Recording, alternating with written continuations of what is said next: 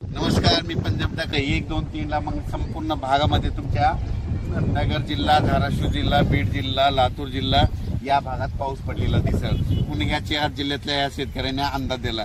पूर्व विदर्भातल्या शेतकऱ्याला सांगू इच्छितो की पूर्व विदर्भामध्ये नागपूर, वर्धा, भंडारा, गोंदिया, चंद्रपूर, यवतमाळ, अकोला, वाशिम, हिंगोली, बुलढाणा, जळगाव या जिल्ह्यातल्या सर्व शेतकऱ्याला सांगू इच्छितो की 1, 2, 3 जुलैला मात्र तुमच्या इकडे मुसळधार पाऊस पडणार आहे. विदर्भ, पूर्व विदर्भ 6 जिल्हे, पश्चिम विदर्भ 5, 11 जिल्ह्यामध्ये मुसळधार पाऊस पडणार आहे. कुठं अतिवृष्टी होणार आहे, कुठं भाग बदलत पाऊस पडणार आहे, कुठं रिमझिम पडणार आहे.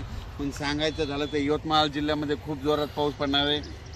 चंद्रपूरकर देखील खूप पडणार आहे, नागपूरकडे देखील खूप पडणार आहे, अमरावतीकडे जोरात पडणार आहे, अकोल्याकडे जोरात पडणार आहे, वाशिम जिल्हा जोरात राहणार आहे, हिंगोलीकडे राहणार आहे, त्याच्यानंतर अकोला, बुलढाणा जास्त राहणार आहे, जळगाव जामोद घाटाच्या खाली जास्त राहणार आहे, जळगावला जास्त राहणार आहे. तिकडे पाऊस पडत असल्यामुळे त्याच्यामुळे जालन्याला देखील पाऊस पडणार आहे, संभाजीनगरला देखील पडणार आहे. म्हणजे सांगायचं झालं तर पूर्व आणि पश्चिम विदर्भ 11 जिल्ह्यामध्ये चांगला पाऊस पडणार आहे. म्हणून हे विदर्भ पश्चिम विदर्भातल्या शेतकऱ्यांनी हा अंदाज लक्षात घ्या. पश्चिम महाराष्ट्राकडे म्हणजे आज 29 जून म्हणजे आज देखील पश्चिम महाराष्ट्रामध्ये चांगल्या प्रकारच्या बऱ्याच ठिकाणी भाग बदलत पाऊस सुरू होणार आहे.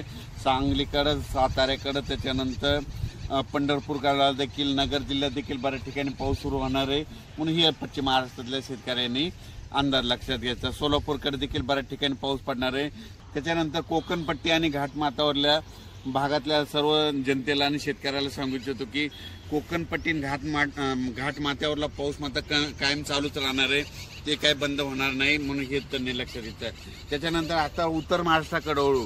उत्तर महाराष्ट्राकडे सांगायचं झालं तर नाशिक जिल्ह्याकडे जोरदार पाऊस सुरू राहणार आहे, त्यांचा पाऊस काही बंद होणार नाही. म्हणून हा अंदाज त्यांनी लक्षात घ्यायचा. धुळे, नंदुरबार, जळगाव या 40गाव, पारोळा या ठिकाणी 3 जुलैपर्यंत जोराचा पाऊस राहणार आहे. म्हणून हे अंदाज लक्षात घ्यायचा.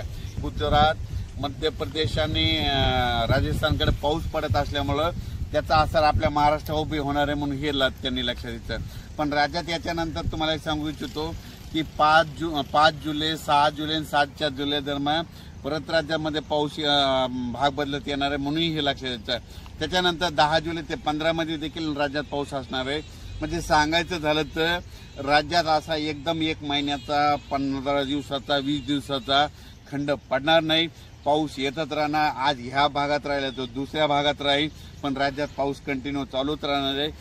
अचानक वातावरणात बदल झाला तर लगेच एक मेसेज दिला जाईल. धन्यवाद.